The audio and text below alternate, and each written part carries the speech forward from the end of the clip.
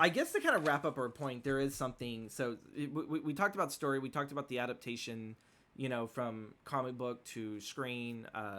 Obviously, the script did not change much of anything that you sat there and you saw on screen. Yeah, no. So there was something I pointed out here, and I was trying to find time right before we started recording. I had to kind of figure out where I wanted to put this because I thought it was interesting. But there is this monologue that's on page 159 in the PDF file that I read. I forgot exactly what page it is in the script because I think it's an added excerpt.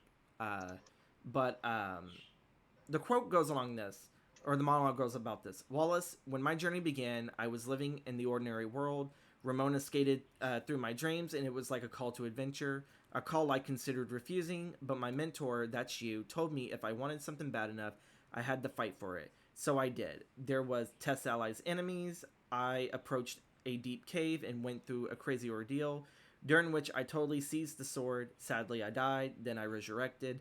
Now I realize what I should have been fighting for all along. And then there's like a little bit more to it, but that adds more to a punchline, to a joke. But I wanted to focus on here that I thought it was very smart of Edgar Wright to kind of pretty much just throw the whole hero's journey into a monologue.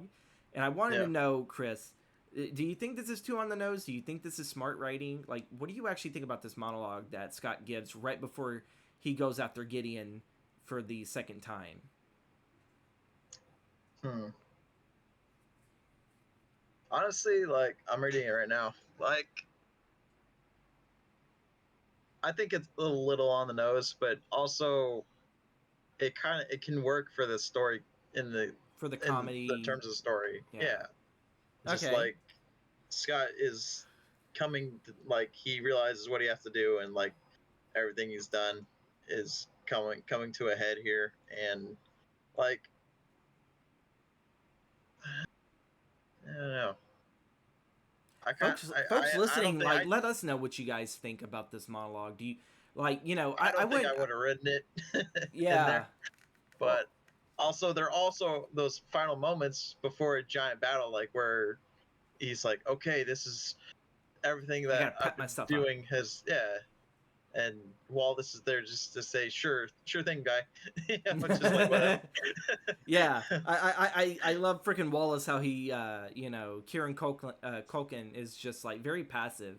He's very Yeah, passive for like a for like a mentor, except for the the first Evil X boss scene where yeah. he's all like fight, like he was more Right. instigating, Scott kick his ass. Yeah, After that, I think he kind of falls off the Evil X fight scenes um with them going to see Lucas Lee. He's like, oh, like I want his autograph, da da da da, and it's like fucking Scott whips his ass, turns him into coins, and it's like, oh, so much for that actor you fucking love. That like, I think he was gonna try to get like a lock of hair or something, or maybe he was gonna drug yeah, him. He was gonna do some weird shit, and it's like, oh my god, like, um, yeah. yeah, that wouldn't. Mm. I Moving, mean, I don't think I would have written that monologue, but like yeah, also like if it's in the energy of the story, I guess like with the energy of the moment and it called for it, yeah, like sure, yeah, sure, it works. It yeah, can work. yeah, it can work. You know, I think it's a little creative. Like, like it's like, oh, I get what you're doing, but like I truly do think that for modern, like just the movie watching audience, if they don't really pay too much to story structure, they're like, okay, yeah, it's just a monologue. For us, we look at it as like, we see what you're doing there, but yeah, Yeah. sometimes it works, sometimes it doesn't.